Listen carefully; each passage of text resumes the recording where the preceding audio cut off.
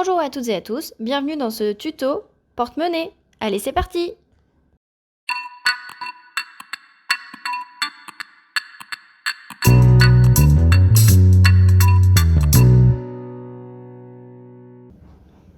Alors, pour réaliser ce tuto, on a besoin d'une fermeture de 18 cm.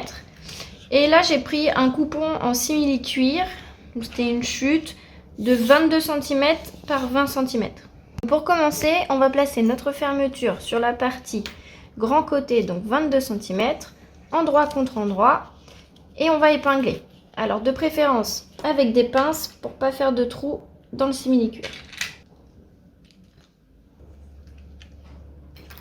Voilà. Et maintenant, on passe un point droit à la machine.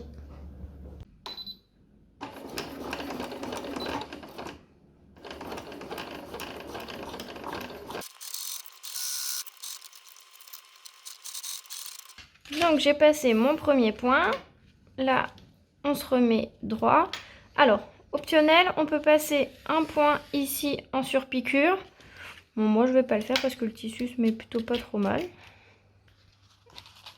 Et donc, on va replacer donc endroit du tissu contre endroit de la fermeture, comme ça, et on épingle.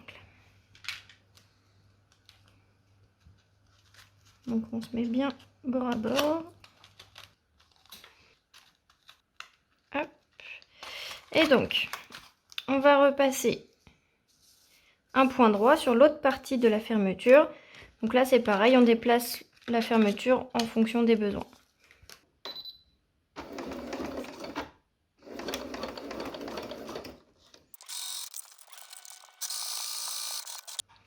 Donc, j'ai passé mon point de couture. Donc là, on a la fermeture qui est bien posée. Alors, étape suivante, on va ouvrir un petit peu la fermeture pour pouvoir retourner ensuite. Donc, hop, une bonne moitié. Et ensuite,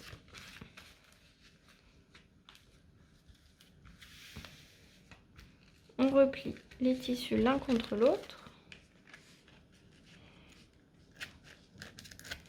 Et on va venir, avec des pinces, maintenir le tout. Voilà. Alors, il va falloir piquer sur chaque côté, au point droit. Alors, si comme moi, vous utilisez une fermeture métallique, faites bien attention de ne pas venir taper avec l'aiguille le métal, sinon vous allez la casser. Donc, il faut passer juste à ras. Donc, pour ça, on va utiliser un stylo. On va venir marquer l'emplacement de la fermeture pour se donner un repère.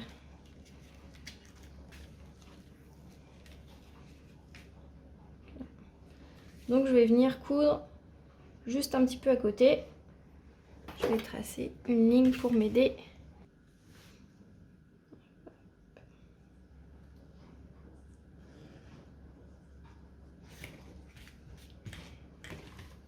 Et on fait pareil de l'autre côté. Donc, elle est par là.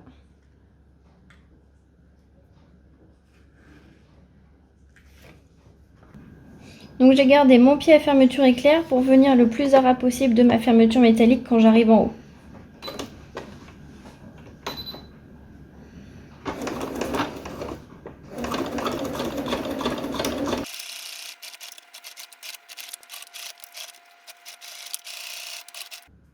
Voilà, donc j'ai passé mes points sur le côté et maintenant je vais enlever le surplus de tissu.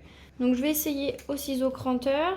C'est pas une obligation, hein, le simili-cuir, c'est pas comme du coton, ça s'effiloche pas, mais bon, juste pour être sûr. Voilà. Et bien maintenant, on va pouvoir retourner. J'ouvre entièrement pour que ce soit plus facile. Et maintenant, on pousse à l'extérieur délicatement.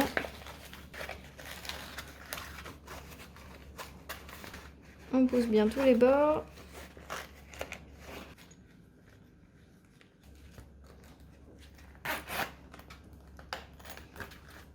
Et voilà, c'est terminé.